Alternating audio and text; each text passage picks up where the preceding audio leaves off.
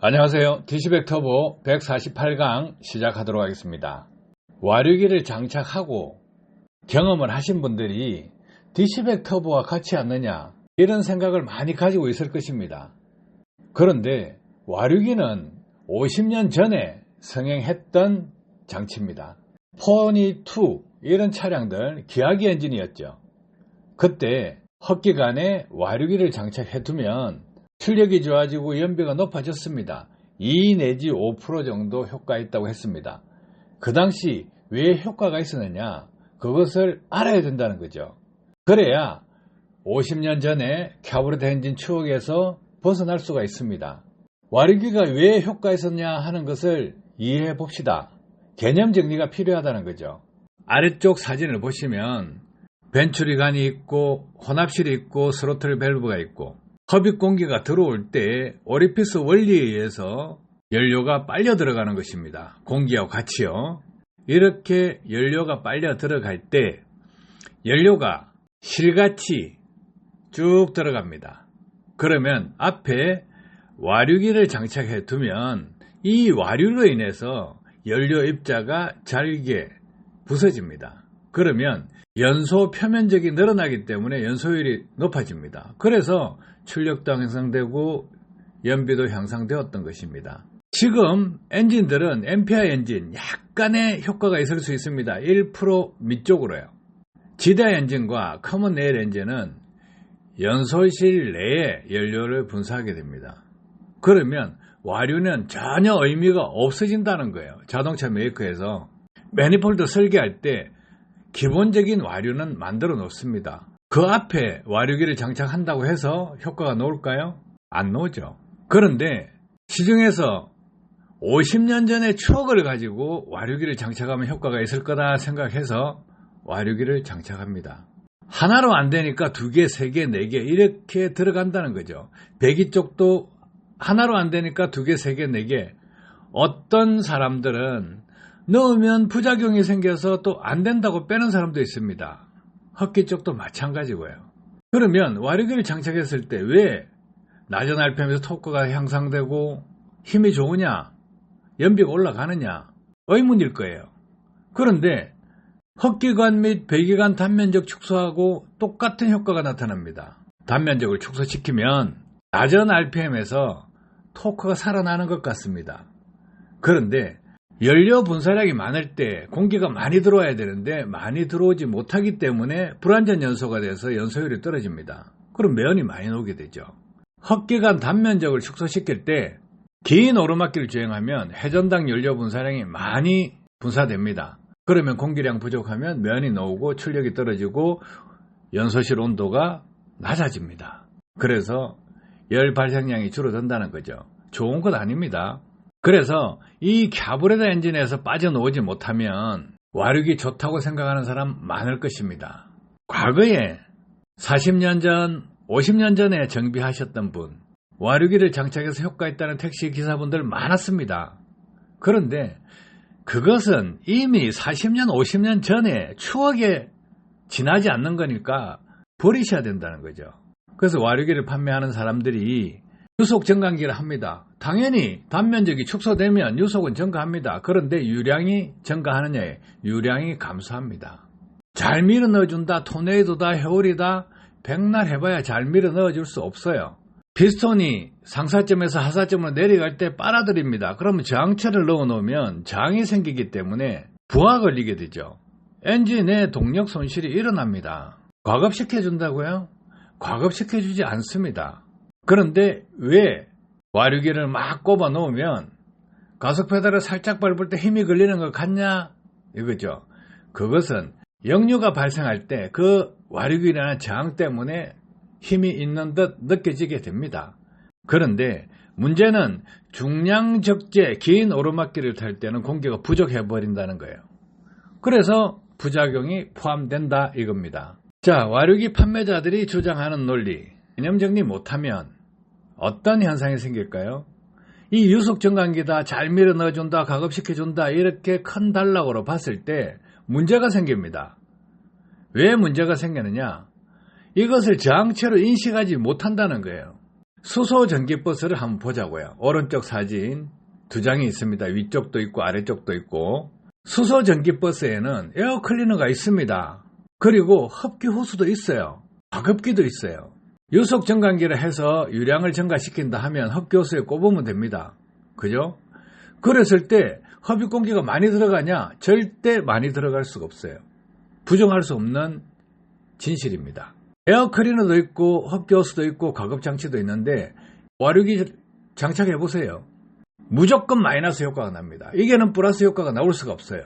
낮은 회전수든 높은 회전수든 그냥 저항체이기 때문에 마이너스 효과밖에 있을 수가 없습니다. 그런데 내연기관에서 왜 와류기를 장착하면 플러스 효과도 있고 마이너스 효과도 있느냐예요. 플러스 효과는 역류가 나오는 것을 억제해주기 때문에 플러스 효과가 나옵니다. 그런데 회전수가 늘어나거나 회전당 연료 분사량이 많을 때는 그때부터는 마이너스 효과입니다. 그래서 화물차에 와류기를 장착하면 어떤 효과가 나오느냐 생각해 보세요. 평길이나 내리막길에서는 가속 페달을 작게 밟기 때문에 연료 분사량이 적은 정도 됩니다. 그러면 역류가 억제되기 때문에 효과가 있는 것 같이 느껴집니다. 연비도 조금 올라갈 수가 있어요. 하지만 긴 오르막길을 주행한다 연비 무조건 떨어집니다. 그게 한계라는 거예요. 그래서 과거의 추억에 얽매여 있다. 40년, 50년 전 그 추억에 얽매이가 있다 하면 와류기에서 벗어나지 못합니다. 변화가 있으니까요. 수소 전기 버스에서는 마이너스 효과만 있기 때문에 장착을 아예 안 합니다. 그냥 빼죠.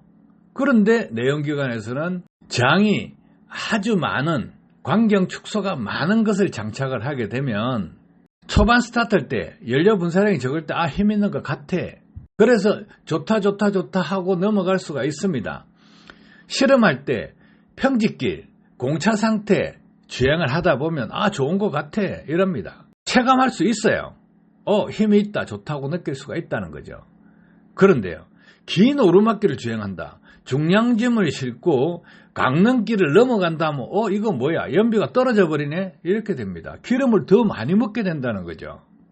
그래서 그것은 와류로 인한 효과가 아니다 이거예요. 그런 효과를 바라려고 그러면 와류기 장착하지 말고 광경을 축소시키면 됩니다. 광경이 크다 하면 안에 광경을 줄여서 막으면 됩니다. 배기관 엔드 쪽에 저항체를 넣어서 막으면 됩니다. 그러면 효과 다 나와요. 와류기로 느낄 수 있는 효과는 다 얻을 수 있다요. 와류가 아니기 때문에 그렇습니다. 그래서 수소 전기 버스에 와류기를 삽입한다 하면 효과가 절대 나올 수가 없습니다. 와류기 판매하시는 분들이 주장하는 내용, 유속 정강기다, 잘 밀어 넣어준다, 과급시켜준다 하면 이 논리라 그러면 액체다 기체다 구분해서 봅시다. 액체라 하면 이야기가 쉽겠죠. 전국에 있는 수도, 배관, 상수도 배관 안에 와류기가 다 들어가야 됩니다. 유속이 증가된다면. 그러면 상수도 사업소에서 가정에 연결된 그 배관에 와류기를 장착해야 됩니다. 유속이 빨라진다면, 과급을 시켜준다 그러면. 그랬을 때 상수도 사업장에는 펌프가 있습니다. 거기서 펌프로 밀어줘야 됩니다. 밀어줘야 되는데 그 저항체를 삽입하면 펌프에 부하가 걸려서 펌프가 타버립니다. 모타 펌프로 구동하기 때문에 그렇습니다. 모타 펌프가 타버립니다. 부하가 걸리니까. 그러면 중간중간에 와류기를 장착해 놓으면 가정집에 수돗물이 안 나옵니다. 기본이지 않습니까?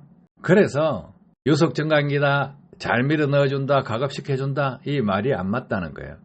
또 유속을 증가시켜주고 가급을 시켜준다 이 논리다, 잘 밀어 넣어준다 이 논리다 하면 소방호스, 그 호스 속에 와류기를 다 꼽아야 돼요. 그러면 물이 더 멀리 날아가고 물도 더 많이 가기 때문에 소화력이 더 좋을 거 아닙니까? 그런데 안 들어가죠. 왜? 소방호스 내에 와류기를 넣어 놓으면 저항체이기 때문에 유속도 증가하지 않고 토출되는 물도 늘어날 수가 없다. 저항이기 때문에. 또 더 쉽게 생각을 해보죠. 쉽게 생각해서 수도꼭지 있죠. 수도꼭지에 호스를 꼽는다 안 꼽는다. 수도꼭지에 호스를 연결하지 않고 수도꼭지를 100% 다 열어버리면 물이 쫙 하고 나오죠. 그런데 거기에다가 호스를 100m짜리 꼽아보세요. 100m짜리를 꼽아보면 끝에는 쫄쫄쫄 나옵니다. 왜 쫄쫄쫄 나올까요? 그 관 안에 손실이 생긴다는 거예요. 저항으로 인해서. 그런데 그 안에 와류기를 꼽으면 물이 더 잘 나올까요? 더 안 나와요. 그래서 액체에 와류기를 넣어 놓으면 어떻습니까? 저항체라는 게 딱 증명이 됩니다.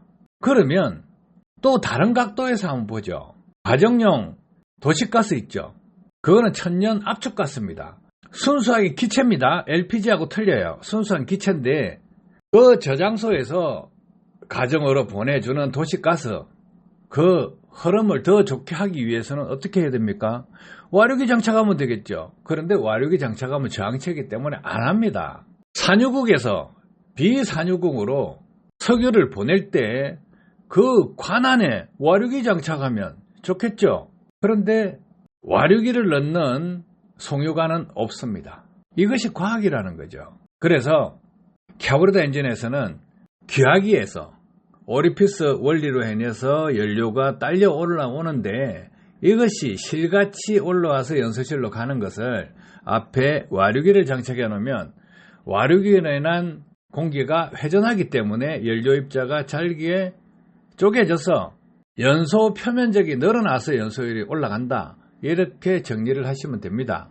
그래서 과거에 택시와 연관되신 분들 기화기 엔진에 와류기를 장착해서 힘이 좋아지고 출력이 올라간다. 이 논리에서 빠져나오지 못하면 지금 엔진이 바뀌었는데 그 과거의 논리에 빠져가 있으면 와류기에서 빠져나오지 못하고 그게 사로잡힌 포로가 됩니다.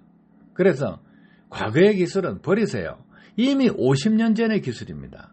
와류기를 흡기관에 몇 개, 배기관에 몇 개 장착한다. 아니면 단면적 손실이 큰 것을 흡기에 장착한다, 배기에 장착한다.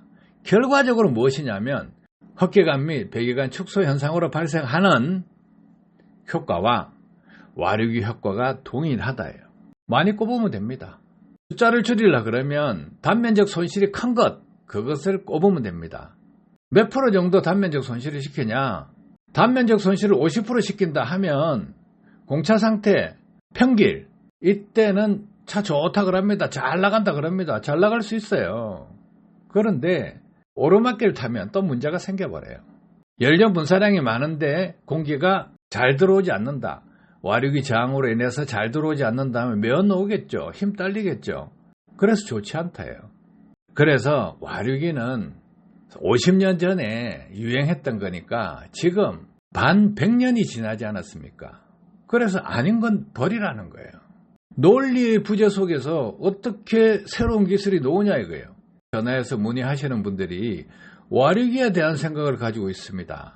그러면 어떻게 이야기해 줄까요? 와류기는 50년 전의 기술이기 때문에 거기에서 빠져나오지 못하면 디시백 터보를 이해할 수가 없다. 이런 식으로 알려드립니다. 엔진에서는 역류가 발생하고 있다. 이 역류 에너지를 어떻게 이용할 것이냐 하는 것이 디시백 터보다. 이렇게 설명을 드립니다. 도움 되셨길 바랍니다.